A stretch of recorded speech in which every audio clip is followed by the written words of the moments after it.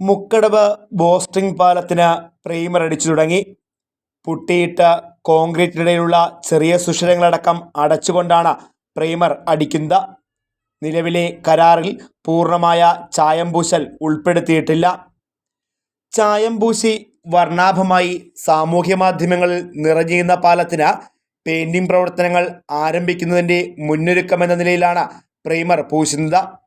നിർമ്മാണം പൂർത്തിയാകുന്ന മുറയ്ക്ക് മനോഹരമായി പെയിൻ്റടിച്ച് സംരക്ഷിക്കാമെന്ന് പത്തനാപുരം MLA കൂടിയായ സംസ്ഥാന ഗതാഗത വകുപ്പ് മന്ത്രി KB ഗണേഷ് കുമാർ പറഞ്ഞിരുന്നു. പുനലൂർ മൂവാറ്റുപുഴ സംസ്ഥാന പാത നവീകരണത്തിൻ്റെ അവസാന റീച്ചിൽ ഉൾപ്പെട്ടതാണ് മുക്കടവിലെ ബോസ്റ്റിംഗ് പാലം. കമാനാകൃതിയിലുള്ള ബോസ്റ്റിംഗ് കൈവരികൾ സംസ്ഥാന പാതകളിലെ അപൂർവ കാഴ്ചയാണ്.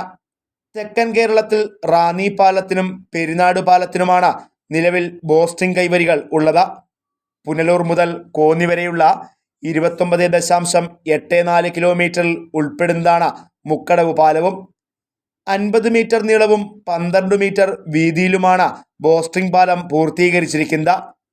പത്തനാപുരം കല്ലുംകടവിലാണ് നിർമ്മാണം പൂർത്തിയായ മറ്റൊരു വലിയ പാലമുള്ളത്. നിലവിൽ മുക്കടവിലെ പാലം കാലപ്പഴക്കത്താൽ നശിച്ച സാഹചര്യത്തിലാണ് KSTPA മുൻകൈയെടുത്ത് പുതിയ ബോസ്റ്റിംഗ് പാലം പൂർത്തീകരിച്ചത്.